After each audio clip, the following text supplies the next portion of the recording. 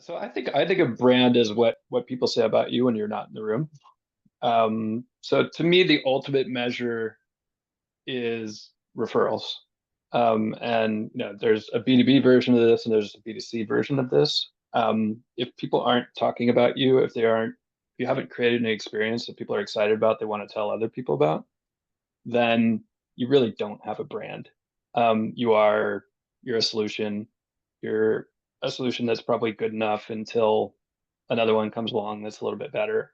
But truly building a brand is you're building fans.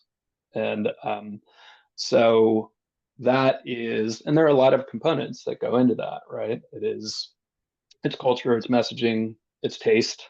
I think the blog that you're talking about is we've implemented taste as really a strategic thing. I think we hire people who have taste, who have very strong points of view on what works and what doesn't from kind of a user experience standpoint.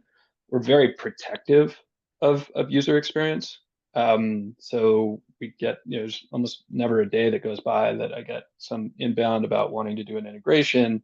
And anytime we talk about integrations, it's like, I don't want to do something that adds functionality, but makes the experience worse. So we're very, very ruthless. And I think working with Kisi has been great because we've been able to create a seamless experience. When somebody has a reservation, they just pull up their reservation. If they're within 15 minutes of the reservation, they get a nice button on their phone that says, press to unlock door and check in. And now we have clubs that are operating without a front desk staff.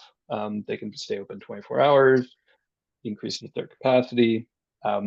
It opens up a whole kind of wealth of opportunities. But that's an example of an integration that works perfectly. The Kisi hardware is kind of integrated into our platform. It's a simple API call that's opening that door access. It's time bound relative to reservation. Nobody has to punch in nobody has to pull out an email and look up a code and punch in something. That's the kind of frictionful, I'm not sure that's a word, full of friction experience that we're trying to avoid. So I think all of those things add up, right? And it's both what is the experience that you're producing in an app, and then how do you talk about